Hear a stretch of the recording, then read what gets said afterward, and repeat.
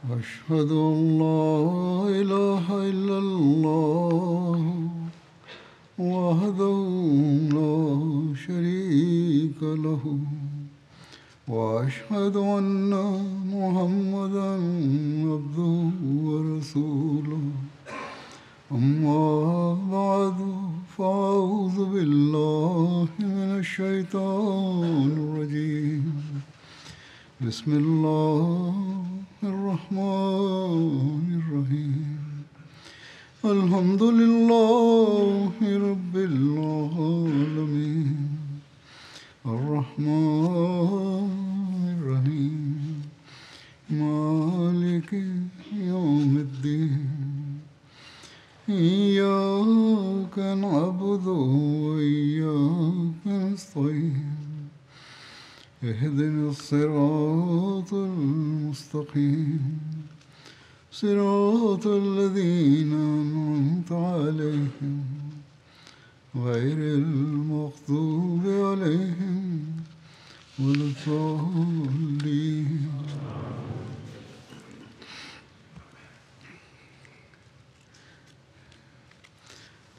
ଖୈବର ଯୁଦ୍ଧ ପରବର୍ତ୍ତୀ କେତେକ ଘଟଣାବଳୀ ସଂକ୍ରାନ୍ତରେ ବର୍ଣ୍ଣନା ଚାଲିଥିଲା। ତନ୍ମଧ୍ୟରୁ ଗୋଟିଏ ଘଟଣା ତେମାବାସୀଙ୍କ ସହିତ ସନ୍ଧି ସ୍ଥାପନର ଘଟଣା ରହିଛି। ତେମା ମଦିନାଠାରୁ ସିରିଆ ମାର୍ଗରେ ଅର୍ଥାତ୍ ସିରିଆ ଦେଶ ମାର୍ଗରେ ଏକ ଜଣାଶୁଣା ସହର ଥିଲା। ଏହା ମଦିନାଠାରୁ ପ୍ରାୟ 400 କିଲୋମିଟର ଦୂରତାରେ ଅବସ୍ଥିତ। ତେମାର ୟହୁଦୀମାନଙ୍କୁ ଯେତେବେଳେ ଖୈବର, ହୁଦକ ଓ ୱାଦିଉଲ କୁର୍ରାର ପରିସ୍ଥିତି ସଂକ୍ରାନ୍ତରେ ସୂଚନା ମିଳିଲା, ସେତେବେଳେ ସେମାନେ ମୁସଲମାନମାନଙ୍କ ବିରୁଦ୍ଧରେ କୌଣସି ପ୍ରକାରର ଯୁଦ୍ଧ କରିବା ପରିବର୍ତ୍ତେ ସ୍ୱୟଂ ଲୋକ ପଠାଇ ସନ୍ଧି ସ୍ଥାପନ କରିଥିଲେ ମୁସଲମାନମାନଙ୍କ ସହିତ। ହଜରତ ସല്ലଲ୍ଲାହୁ ଆଲୈହି ವಸಲ್ಲମ ସେମାନଙ୍କର ଏହି ପ୍ରସ୍ତାବକୁ ସ୍ୱୀକାର କରିନେଲେ ଏବଂ ତେମାର ୟହୁଦୀମାନଙ୍କୁ ନିଜର ଧନ ସମ୍ପଦ ସହିତ ସେମାନଙ୍କୁ ନିଜ ଅଞ୍ଚଳରେ ରହିବା ନିମନ୍ତେ ଅନୁମତି ମଧ୍ୟ ପ୍ରଦାନ କରିଦେଲେ। ଇତ୍ୟାବସରରେ ନମାଜ ଫଜର ବିଳମ୍ବରେ ପାଠ କରିବା ସଂକ୍ରାନ୍ତରେ ବର୍ଣ୍ଣନା ମିଳୁଅଛି। ହଜରତ ଅବୁ ହୁରୈରା ରଜିୟଲ୍ଲାହୁ ତାଆଲା ବର୍ଣ୍ଣନା କରନ୍ତି, ଯେତେବେଳେ ରସୁଲୁଲ୍ଲାହ ସല്ലଲ୍ଲାହୁ ଆଲୈହି ವಸಲ್ಲମ ଖୈବର ଯୁଦ୍ଧରୁ ପ୍ରତ୍ୟାବର୍ତ୍ତନ କରୁଥିଲେ, ସେତେବେଳେ ଅହୋରାତ୍ର ଯାତ୍ରା ଚାଲିଥିଲା। ପୁନଶ୍ଚ ଯେତେବେଳେ ଆପଣ ଅର୍ଥାତ୍ ହୁଜୁର ସല്ലଲ୍ଲାହୁ ଆଲୈହି ವಸಲ್ಲମଙ୍କୁ ନିଦ ଘାରିଲା, ସେତେବେଳେ ଆପଣ ମଦିନା ନିକଟବର୍ତ୍ତୀ ଅଞ୍ଚଳରେ ବିଶ୍ରାମ କରିବା ନିମନ୍ତେ ଏକ ସ୍ଥାନ ଚୟନ କଲେ ଓ ସେଠାରେ ଅବସ୍ଥାନ କଲେ ଏବଂ ହଜରତ ବିଲାଲ ରଜିୟଲ୍ଲାହୁ ତାଆଲାଙ୍କୁ କହିଲେ, ଆଜି ରାତିରେ ତୁମେ ଆମ ନମାଜର ସୁରକ୍ଷା କରିବ, ଅର୍ଥାତ୍ ଫଜର ନମାଜ ସମୟ ଆସିଲେ ଆମମାନଙ୍କୁ ଜାଗ୍ରତ କରିଦେବ। ହଜରତ ବିଲାଲ ରଜିୟଲ୍ଲାହୁ ତାଆଲା ଚେଇଁ ରହିଲେ ଏବଂ ଏଥିପାଇଁ ସେ ଜାଗ୍ରତ ରହିବା ପାଇଁ ନୱାଫିଲ ପାଠ କରିବା ଆରମ୍ଭ କଲେ ଏବଂ ଅହରାତ୍ର ନୱାଫିଲ ପାଠ କରୁଥିଲେ। ଇତ୍ୟାବସରରେ ହୁଜୁର ସല്ലଲ୍ଲାହୁ ଆଲୈହି ವಸಲ್ಲମ ଓ ସାହାବାମାନେ ଶୋଇପଡ଼ିଲେ। ଯେତେବେଳେ ନମାଜ ଫଜର ସମୟ ନିକଟତର ହେଲା, ସେତେବେଳେ ହଜରତ ବିଲାଲ ରଜିୟଲ୍ଲାହୁ ତାଆଲା ନିଜ ବାହନର ସାହାରା ନେଲେ। ତାଙ୍କୁ ମଧ୍ୟ ନିଦ ଗ୍ରାସ କଲା। ବସ୍ତୁତ ନା ହଜରତ ମୁହମ୍ମଦ ମୁସ୍ତଫା ସല്ലଲ୍ଲାହୁ ଆଲୈହି ವସಲ್ಲମ ଏବଂ ନା ହିଁ ସାହାବାମାନଙ୍କ ମଧ୍ୟରୁ କାହାରି ନିଦ ଭାଗିଲା। ଏପରିକି ସୂର୍ଯ୍ୟକିରଣ ସେମାନଙ୍କ ଉପରେ ପଡ଼ିଲା ଓ ହୁଜୁର ସല്ലଲ୍ଲାହୁ ଆଲୈହି ವସಲ್ಲମ ସର୍ବପ୍ରଥମେ ନିଦରୁ ଉଠିଲେ। ଫଜର ସମୟ ଗଡ଼ିଯାଇଥିବାରୁ ହୁଜୁର ସല്ലଲ୍ଲାହୁ ଆଲୈହି ವସಲ್ಲମ ଚିନ୍ତିତ ଓ ବ୍ୟଥିତ ହେଲେ। ହଜରତ ବିଲାଲ ରଜିୟଲ୍ଲାହୁ ତାଆଲାଙ୍କୁ ଉଠାଇଲେ ଏବଂ ତାଙ୍କୁ ଏହାର କାରଣ ପଚାରିଲେ ଯେ ସେ କିପରି ଶୋଇପଡ଼ିଲେ। ସେଥିଅନ୍ତେ ସେହି ସ୍ଥାନରୁ ପ୍ରସ୍ଥାନ କରିବାକୁ ସାହାବାମାନଙ୍କୁ ଆଦେଶ ଦେଲେ ଏବଂ କିଛି ଦୂର ଅତିକ୍ରମ କରିବା ପରେ ପୁଣ୍ୟଶ୍ଳୋକ ହଜରତ ମୁହମ୍ମଦ ମୁସ୍ତଫା ସല്ലଲ୍ଲାହୁ ଆଲୈହି ವସಲ್ಲମ ଓଜୁ କଲେ ଏବଂ ବାଜମାତ ଫଜର ନମାଜ ପାଠ କରାଇଲେ। ତାପରେ ହୁଜୁର ସല്ലଲ୍ଲାହୁ ଆଲୈହି ವସಲ್ಲମ କହିଲେ, ଯେଉଁ ବ୍ୟକ୍ତି ନମାଜ ପାଠ କରିବାକୁ ଭୁଲିଯାଏ, ତେବେ ତାହା ପାଇଁ ଆବଶ୍ୟକ ଯେ ଯେତେବେଳେ ତାହାର ମନ ପଡ଼ିଯାଏ ନମାଜ ପାଠ କରିବା କଥା, ଯେ ତାହାର ନମାଜ ରହିଯାଇଛି, ତେବେ ସେହି କ୍ଷଣି ସେ ତାହାକୁ ପାଠ କରିନେଉ। କାରଣ ଆଲ୍ଲାହ ତାଆଲା କୁହନ୍ତି, ନମାଜ ଆମ୍ଭ ଗୁଣଗାନ କରିବା ସକାଶେ ପାଠ କର। ଏଠାରେ ଏକଥା ମଧ୍ୟ ସ୍ପଷ୍ଟ ରହିଥାଉ ଯେ ନମାଜ ଫଜର ବିଳମ୍ବ କରି ପାଠ କରିବାର ଅନେକ ଯୁଦ୍ଧଯାତ୍ରା ସମୟରେ ବର୍ଣ୍ଣିତ ରହିଛି। କେହି ଏହି ଘଟଣାକୁ ତୁବୁକର ଘଟଣା ବୋଲି ବର୍ଣ୍ଣନା କରନ୍ତି, ତ ଆଉ କେହି ଏହାକୁ ହୁଦେବିୟାର ଘଟଣା ସହିତ ବର୍ଣ୍ଣନା କରିଛନ୍ତି। ସମ୍ଭବତଃ ବର୍ଣ୍ଣନାକାରୀଙ୍କୁ ଭ୍ରମ ଲାଗିଛି ଏବଂ ଅନ୍ୟ କୌଣସି ଯୁଦ୍ଧର ଘଟଣାକୁ ଏହି ବର୍ଣ୍ଣନା ସହିତ ବର୍ଣ୍ଣନା କରି ଦେଇଥିବେ, କିମ୍ବା ସମ୍ଭବତଃ ଏକାଧିକ ଥର ଏହି ଘଟଣା ଘଟିଥିବାରୁ ତାହାକୁ ସେମାନେ ଭିନ୍ନ ଭିନ୍ନ ସ୍ଥାନରେ ବର୍ଣ୍ଣନା କରିଛନ୍ତି। ତେବେ ସେ ଯାହା ହେଉ, ଆଲ୍ଲାହ ତାଲା ହିଁ ଅନ୍ତର୍ଯ୍ୟାମୀ, ସେ ହିଁ ଜାଣନ୍ତି ଯେ ପ୍ରକୃତ ଘଟଣା କ'ଣ। ମଦିନାରୁ ପ୍ରତ୍ୟାବର୍ତ୍ତନ କରିବା ସମୟରେ ସାହାବାମାନେ ଉଚ୍ଚ ସ୍ୱରରେ ତକ୍ବୀର କହୁଥିଲେ। ମଦିନାକୁ ପ୍ରତ୍ୟାବର୍ତ୍ତନ କରିବା ସମୟରେ ସାହାବାମାନେ ଉଚ୍ଚ ସ୍ୱରରେ ତକ୍ବୀର କହୁଥିଲେ। ଏଥି ସଂକ୍ରାନ୍ତରେ ହଜରତ ଅବୁ ମୁସା ଆଶରୀ ରଜିୟଲ୍ଲାହୁ ତାଆଲା ବର୍ଣ୍ଣନା କରନ୍ତି, ମଦିନାରୁ ପ୍ରତ୍ୟାବର୍ତ୍ତନ ସମୟରେ ଲୋକମାନେ ଏକ ଉପତ୍ୟକା ଉପରେ ଚଢ଼ିଗଲେ ଏବଂ ସେମାନେ ଉଚ୍ଚ ସ୍ୱରରେ ସ୍ଲୋଗାନ ଦେଲେ, ଆଲ୍ଲାହୁ ଆକବର, ଆଲ୍ଲାହୁ ଆକବର, ଲା ଇଲାହା ଇଲ୍ଲାଲ୍ଲାହ। ଏଥିରେ ହୁଜୁର ସଲ୍ଲଲ୍ଲାହୁ ଆଲାଇହି ୱସଲ୍ଲାମ ତାଙ୍କୁ କହିଲେ, ହେ ସାହାବାମାନେ, ତୁମେମାନେ ନିଜର ସ୍ୱରକୁ ଧୀର ରଖ, କାରଣ ତୁମେମାନେ କୌଣସି ବଧିରକୁ ଡାକୁନାହଁ, କୌଣସି ଏପରି ସତ୍ତାକୁ ଡାକୁନାହଁ ଯାହାକୁ ଶୁଭୁ ନାହିଁ। ଆଲ୍ଲାହ ତାଆଲା ତ ଅତି ଶ୍ରବଣକାରୀ, ସେ ସର୍ବତ୍ର ବିଦ୍ୟମାନ। ବର୍ଣ୍ଣନାକାରୀ କୁହନ୍ତି, ମୁଁ ରସୁଲୁଲ୍ଲାହ ସଲ୍ଲଲ୍ଲାହୁ ଆଲାଇହି ୱସଲ୍ଲାମଙ୍କ ବାହନ ପଛରେ ଥିଲି। ହୁଜୁର ମୋ ସ୍ୱରକୁ ଶୁଣିନେଲେ ଏବଂ କହୁଥିଲେ, ଲା ହୌଲା ୱଲା କୁୱତା ଇଲ୍ଲା ବିଲ୍ଲାହ। ମୋର ଏହି ସ୍ୱରକୁ ହୁଜୁର ଶୁଣିନେଲେ। ପ୍ରତି ଉତ୍ତରରେ ହୁଜୁର ସଲ୍ଲଲ୍ଲାହୁ ଆଲାଇହି ୱସଲ୍ଲାମ ମୋତେ କହିଲେ, ହେ ଅବଦୁଲ୍ଲାହ ବିନ୍ କୈସ୍। ମୁଁ କହିଲି, ଆଜ୍ଞା। ଏଥିରେ ହୁଜୁର ସଲ୍ଲଲ୍ଲାହୁ ଆଲାଇହି ୱସଲ୍ଲାମ କହିଲେ, କ'ଣ ମୁଁ ତୁମକୁ ଏକ କଲମା ବିଷୟରେ ଅବଗତ କରାଇବି ନାହିଁ, ଯେଉଁ କଲମା ସ୍ୱରର ନିଧି ମଧ୍ୟରୁ ଅନ୍ୟତମ ନିଧି? ମୁଁ କହିଲି, ଅବଶ୍ୟ ହେ ଆଲ୍ଲାହଙ୍କ ବାର୍ତ୍ତାବହ, ମୋ ମାତା ପିତା ଆପଣଙ୍କ ଉପରେ ଉତ୍ସର୍ଗ, ଆପଣ ନିଶ୍ଚିତ କୁହନ୍ତୁ। ହୁଜୁର ସଲ୍ଲଲ୍ଲାହୁ ଆଲାଇହି ୱସଲ୍ଲାମ କହିଲେ, ଲା ହୌଲା ୱଲା କୁୱତା ଇଲ୍ଲା ବିଲ୍ଲାହ। ଏହି କଲମା କେବଳ ପାପରୁ ବର୍ତ୍ତିବା ନିମନ୍ତେ ଶକ୍ତି ନୁହେଁ। ଏହି କଲମା ମନୁଷ୍ୟ ମଧ୍ୟରେ ପୁଣ୍ୟକର୍ମ ସମ୍ପାଦନ କରିବା ନିମନ୍ତେ କେବଳ ସାମର୍ଥ୍ୟ ସୃଷ୍ଟି କରେ ନାହିଁ, ବରଂ ଏହି କଲମା ଆଲ୍ଲାହ ତାଆଲାଙ୍କ ସାମର୍ଥ୍ୟତା ଦ୍ୱାରା ପ୍ରାପ୍ତ ହୋଇଥାଏ। ଆଲ୍ଲାହ ତାଆଲାଙ୍କ ସାମର୍ଥ୍ୟତା ଦ୍ୱାରା ପ୍ରାପ୍ତ ହୋଇଥାଏ। ସେ ଯାହା ହେଉ, ମଦିନା ଆଡ଼କୁ ଯାତ୍ରା ଜାରି ରହିଥିଲା ଓ ଇସଲାମୀୟ ସୈନ୍ୟବାହିନୀ ମଦିନାରୁ ମୁହର୍ରମ ମାସ 7 ହିଜ୍ରୀରେ ବାହାରିଥିଲେ। ଇସଲାମୀୟ ସୈନ୍ୟବାହିନୀ ଆଲ୍ଲାହ ତାଆଲାଙ୍କର କୃପା ଓ ସଫଳତାକୁ ଭରପୁର ଢଙ୍ଗରେ ସାଉଁଟି ସିଫରର ଶେଷ ଦିନମାନଙ୍କରେ କିମ୍ବା ରବିଉଲ୍ ଅୱ୍ୱଲର ପ୍ରାରମ୍ଭିକ ତାରିଖରେ ମଦିନା ଫେରିଆସିଲା। ଖୈବରଠାରେ ହୁଜୁର ସଲ୍ଲଲ୍ଲାହୁ ଆଲାଇହି ୱସଲ୍ଲାମଙ୍କ ଅବସ୍ଥାନ କାଳ ସମ୍ପର୍କରେ ମତଭେଦ ଦେଖିବାକୁ ମିଳେ। ହଜରତ ଇବ୍ନେ ଆବ୍ବାସ ରଜିୟଲ୍ଲାହୁ ତାଆଲା ବର୍ଣ୍ଣନା କରନ୍ତି, ରସୁଲୁଲ୍ଲାହ ସଲ୍ଲଲ୍ଲାହୁ ଆଲାଇହି ୱସଲ୍ଲାମ ଖୈବରଠାରେ 6 ମାସ କାଳ ଅବସ୍ଥାନ କରିଥିଲେ। ହୁଜୁର ଏହି ଅବଧି ମଧ୍ୟରେ 2ଟି ନମାଜକୁ ଏକତ୍ରିତ କରି ପାଠ କରୁଥିଲେ। ଅନ୍ୟ ବର୍ଣ୍ଣନାମାନଙ୍କରେ ବର୍ଣ୍ଣିତ ରହିଛି, ହୁଜୁର ସଲ୍ଲଲ୍ଲାହୁ ଆଲାଇହି ୱସଲ୍ଲାମ ଖୈବରଠାରେ 40 ଦିନ ଅବସ୍ଥାନ କରିଥିଲେ। ଅଧିକାଂଶ ବର୍ଣ୍ଣନାରେ ହୁଜୁର ସଲ୍ଲଲ୍ଲାହୁ ଆଲାଇହି ୱସଲ୍ଲାମଙ୍କର ଖୈବରଠାରେ ସ୍ୱଳ୍ପ ଦିନ ଅବସ୍ଥାନ କରିବା ସଂକ୍ରାନ୍ତରେ ଚର୍ଚ୍ଚା ମିଳେ। ମୁସଲମାନମାନଙ୍କ ପକ୍ଷରେ ଖୈବର ବିଜୟର ଅନେକ ପ୍ରଭାବ ପ୍ରକାଶ ପାଇଥିଲା, ଯାହାର ଏକ ପ୍ରମୁଖ ପ୍ରଭାବ ଏହି ଥିଲା ଯେ ଆରବ ଦେଶର ଆଖପାଖରେ ଅନେକ କବିଲା, ଅନେକ ଗୋଷ୍ଠୀ ଯେ କି ମୁସଲମାନମାନଙ୍କ ବିରୁଦ୍ଧରେ ଅହରହ ଭାବରେ ଷଡ଼ଯନ୍ତ୍ର ଚଳାଇଥିଲେ। ସେମାନଙ୍କର ମନ୍ଦ ଉଦ୍ଦେଶ୍ୟ ରହିଥିଲା କି କିପରି ମୁସଲମାନମାନଙ୍କୁ କ୍ଷତି ପହଞ୍ଚାଯାଉ, କିନ୍ତୁ ସେମାନେ ଏଥିରେ ଭୟଭୀତ ହୋଇଗଲେ, ଅର୍ଥାତ୍ ଖୈବର ଯୁଦ୍ଧ ପରେ, ଖୈବର ଫତହ ହେବା ପରେ ମୁସଲମାନମାନଙ୍କ ହସ୍ତରେ, ଏବଂ ଅନେକ ଗୋଷ୍ଠୀ ସମୂହ ନିଜ ଆଡ଼ୁ ସନ୍ଧି କରିବାର ପ୍ରସ୍ତାବ ଦେଇଥିଲେ। ଆଉ କେତେକ ହୁଜୁର ସଲ୍ଲଲ୍ଲାହୁ ଆଲାଇହି ୱସଲ୍ଲାମଙ୍କ ଆଜ୍ଞା ପାଳନ କରିବାରେ ନିଜର ମଙ୍ଗଳ ସାଧିତ ହେବା ଜାଣିଥିଲେ। ଖୈବର ବିଜୟର ଏକ ବହୁତ ବଡ଼ ପ୍ରଭାବ ଏହା ପ୍ରାଦୁର୍ଭାବ ହୋଇଥିଲା ଯେ ଉପଦ୍ୱୀପ ଆରବରେ ୟହୁଦୀମାନଙ୍କ ଶକ୍ତି ଓ ପ୍ରଭୁତ୍ୱର ପତନ ଘଟିଥିଲା। ପୁନଶ୍ଚ ଏହି ବିଜୟର ପ୍ରଭାବ ମଦିନାର ମୁସଲମାନମାନଙ୍କ ଅର୍ଥନୀତି ଉପରେ ମଧ୍ୟ ବେଶ ସକାରାତ୍ମକ ପ୍ରଭାବ ପଡ଼ିଥିଲା।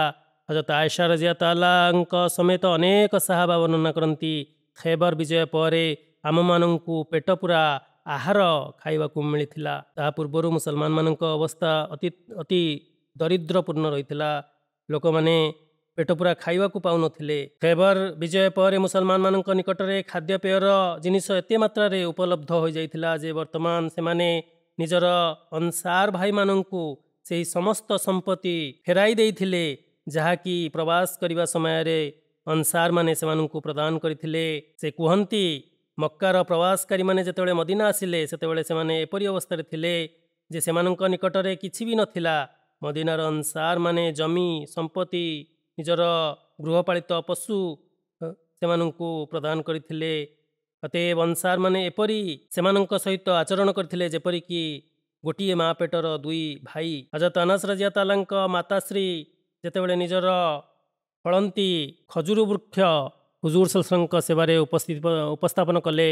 ସେତେବେଳେ ରସୁଲୁଲ୍ଲାହ ସଲ୍ଲଲ୍ଲାହୁ ଆଲୈହି ವಸಲ್ಲମ ସେହି ବୃକ୍ଷଗୁଡ଼ିକୁ ଉମ୍ମେ ଏମନ୍କୁ ଦେଇଦେଲେ। ହୁଜୁର ସଲ୍ଲଲ୍ଲାହୁ ଆଲୈହି ವಸಲ್ಲମ ସେହି ଖଜୁରୀ ବୃକ୍ଷ ନିମନ୍ତେ ଖଜୁରୀ ବୃକ୍ଷ ନିଜେ ରଖିଲେ ନାହିଁ, ବରଂ ଉମ୍ମେ ଏମନ୍କୁ ପ୍ରଦାନ କରିଦେଲେ। ପ୍ରବାସକାରୀମାନେ ଯେତେବେଳେ ଖୈବରରୁ ଫେରିଲେ ସେତେବେଳେ ସେମାନେ ଅନସାରମାନଙ୍କୁ ସେମାନଙ୍କ ଧନ ଫେରସ୍ତ କରିଦେଲେ, ଯାହାକି ସେମାନେ ପ୍ରବାସ କରିବା ସମୟରେ ମଦିନାକୁ ଆସିବା ସମୟରେ ତାଙ୍କୁ ପ୍ରଦାନ କରିଥିଲେ। ସେସବୁ ତାଙ୍କୁ ଫେରସ୍ତ କରିଦେଲେ ଅନସାରମାନଙ୍କୁ ପ୍ରବାସକାରୀମାନେ। ରସୁଲୁଲ୍ଲାହ ସଲ୍ଲଲ୍ଲାହୁ ଆଲୈହି ವಸಲ್ಲମ ଅନସ ରଜିୟତାଲାଙ୍କ ମାତାଙ୍କୁ ଖଜୁରୀ କୋଳି ବୃକ୍ଷ ଫେରାଇ ଦେଲେ।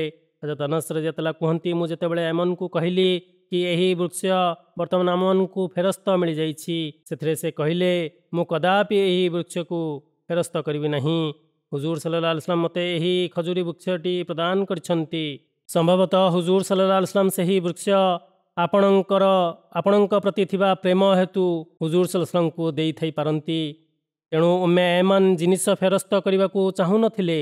ସେ ଯାହା ହେଉ ଯେଉଁ କାରଣ ବି ଥିବ, ସେହି କାରଣରୁ ଆପଣ ଫେରସ୍ତ କରିଥାଇ ନପାରନ୍ତି। ସେ କୁହନ୍ତି, ମୁଁ ଆଉ ଏହି ବୃକ୍ଷକୁ ଫେରସ୍ତ କରିବି ନାହିଁ। ହଜରତ ଅନସ ରଜିୟତାଲା ହୁଜୁର ସଲ୍ଲଲ୍ଲାହୁଙ୍କ ସେବାରେ ଉପସ୍ଥିତ ହେଲେ ଏବଂ ସମସ୍ତ ଘଟଣାର ବୃତ୍ତାନ୍ତ କଲେ। ସେତେବେଳେ ହୁଜୁର ସଲ୍ଲଲ୍ଲାହୁ ଆଲୈହି ವಸಲ್ಲମ ହଜରତ ଉମ୍ମେ ଏମନ୍କୁ କହିଲେ, ହେ ଉମ୍ମେ ଏମନ୍, ତୁମେ ଏହି ବୃକ୍ଷ ଦେଇଦିଅ, ତା ବଦଳରେ ମୁଁ ତୁମକୁ ଏତେ ସଂଖ୍ୟକ ବୃକ୍ଷ ପ୍ରଦାନ କରିବି। ଏଥିରେ ସେ ରାଜି ହେଲେ ନାହିଁ। ସେ କୁହନ୍ତି, ଏହି ବୃକ୍ଷ ଆପଣ ସଲ୍ଲଲ୍ଲାହୁ ଆଲୈହି ವಸಲ್ಲମ ପ୍ରାରମ୍ଭିକ କାଳରେ ମୋତେ ପ୍ରଦାନ କରିଥିଲେ। ବୃକ୍ଷଟି ଅତ୍ୟନ୍ତ କଲ୍ୟାଣମୟ, ତେଣୁ ମୁଁ ଏହି ବୃକ୍ଷଟିକୁ କଦାପି ଫେରସ୍ତ କରିବି ନାହିଁ। ଏଥିରେ ହୁଜୁର ସଲ୍ଲଲ୍ଲାହୁ ଆଲୈହି ವಸಲ್ಲମ ତାହାର 10 ଗୁଣ ବୃକ୍ଷ ପ୍ରଦାନ କରିବାର କହିଲେ କି ଏହି ଗଛର 10 ଗୁଣ ବଦଳରେ ତାକୁ ଫେରସ୍ତ କରିଦିଅ। ଏଥିରେ ସେ ରାଜି ହୋଇଥିଲେ। ଇତିହାସରେ ଏକ ଯୁଦ୍ଧ ଚର୍ଚ୍ଚା ମିଳେ ଯେ ସେହି ଯୁଦ୍ଧକୁ ଜାତୁର ରିକା ଯୁଦ୍ଧ କୁହାଯାଏ। ଉକ୍ତ ଯୁଦ୍ଧକୁ ମୁହାରିବ ଯୁଦ୍ଧ ଓ ବନୁ ସାଲବା ଯୁଦ୍ଧ ଓ ବନୁ ଅମ୍ମାର ଯୁଦ୍ଧ ମଧ୍ୟ କୁହାଯାଏ, କାରଣ ଏହି ସମ୍ପ୍ରଦାୟମାନଙ୍କ ପକ୍ଷରୁ ଏହି ଯୁଦ୍ଧ ହୋଇଥିଲା। ଜାତୁର ରିକା ଯୁଦ୍ଧର ନାମକରଣ ଅଲ୍ ଆଜିବ ଯୁଦ୍ଧ ମଧ୍ୟ ବର୍ଣ୍ଣନା କରାଯାଇଛି, କାରଣ ଏହି ଯୁଦ୍ଧରେ ଅନେକ ବିଚିତ୍ର ଓ ଅଦ୍ଭୁତପୂର୍ଣ୍ଣ ଘଟଣା ଘଟିଥିଲା। ବିଚିତ୍ର ଘଟଣା, ଚମତ୍କାରପୂର୍ଣ୍ଣ ଘଟଣା ଘଟିଥିଲା। ଏହି ଯୁଦ୍ଧର ନାମକରଣ ଜାତୁର ରିକା ଏପରି ପଡ଼ିବାର କାରଣ ଏପରି ବର୍ଣ୍ଣିତ ହୋଇଛି ଯେ ଏହି ଅଞ୍ଚଳରେ ଏକ ବୃକ୍ଷ କିମ୍ବା ପର୍ବତ ଥିଲା ଯାହାର ନାମ ଜାତୁର ରିକା ଥିଲା। ତେଣୁକରି ତାହାର ନାମ ଅନୁଯାୟୀ ଏହି ଯୁଦ୍ଧର ନାମ ଏପରି ପଡ଼ିଯାଇଥିଲା। ଜାତୁର ରିକା ଯୁଦ୍ଧର ଆଉ ଏକ ନାମକରଣ ମଧ୍ୟ ରହିଛି। ହଜରତ ଆବୁ ମୁସା ଅଶରୀ ରଜିୟତାଲା ବର୍ଣ୍ଣନା କରନ୍ତି, ସାହାବାମାନଙ୍କ ନିକଟରେ ଖୁବ୍ କମ୍ ସଂଖ୍ୟକ ଯାନ ରହିଥିଲା। ଏମାନେ ସ୍ୱୟଂ 6 ଜଣ ସଦସ୍ୟ ଥିଲେ, ଯେଉଁମାନଙ୍କ ପାଖରେ କେବଳ ଗୋଟିଏ ଯାନ ଉପଲବ୍ଧ ଥିଲା। ଏହି ଯାନ ଅର୍ଥାତ୍ ବାହନ ଉପରେ ସେମାନେ ପାଳି କରି ଆରୋହଣ କରୁଥିଲେ। ପଥୁରିଆ ଜମି ଉପରେ ଚାଲିବା ସମୟରେ ସାହାବାମାନଙ୍କ ପାଦ କ୍ଷତାକ୍ତ ହୋଇଯାଉଥିଲା। ସେମାନେ ନିଜ ନିକଟରେ ଥିବା ଫଟା ପୁରୁଣା ବସ୍ତ୍ରକୁ ପାଦରେ ଗୁଡ଼ାଇ ଦେଉଥିଲେ। ପାଦରେ ସେହି ଫଟା ପୁରୁଣା ବସ୍ତ୍ର ବାନ୍ଧି ସେ ପଦଯାତ୍ରା କରିଥିଲେ। ତେଣୁକରି ଏହି ଅଭିଯାନର ନାମ ଜାତୁର ରିକା ପଡ଼ିଗଲା। ସ୍ୱୟଂ ହଜରତ ଆବୁ ମୁସା ଅଶରୀ ରଜିୟତାଲାଙ୍କର ପାଦ ମଧ୍ୟ କ୍ଷତାକ୍ତ ହୋଇଯାଇଥିଲା। ତାଙ୍କର ନଖ ଉପୁଡ଼ି ଯାଇଥିଲା। ବସ୍ତ୍ରର ପଟିରୁ ସେ ରିକା ବାହାର କରି ନିଜ ପାଦରେ ବାନ୍ଧି ଦେଇଥିଲେ। ସେ ଯାହା ହେଉ, ଏସବୁ ବିଭିନ୍ନ ନାମରେ ଏହି ଯୁଦ୍ଧ ନାମିତ। ଆଉ ଏକ ସ୍ଥଳେ ଏହା ମଧ୍ୟ ଉଲ୍ଲେଖ କରାଯାଇଛି ଯେ ଯେଉଁ ଭୂମି ଉପରେ ଏହି ଯୁଦ୍ଧ ଲଢ଼ା ଯାଇଥିଲା ସେହି ଭୂମିର ଅନେକ ରଙ୍ଗ ଥିଲା। କେତେକ ଇତିହାସବିତ୍ ମାନେ ଲେଖିଛନ୍ତି ଯେ ଏହି ଯୁଦ୍ଧରେ ବିଭିନ୍ନ ରଙ୍ଗର ଘୋଡ଼ାମାନ ରହିଥିଲେ।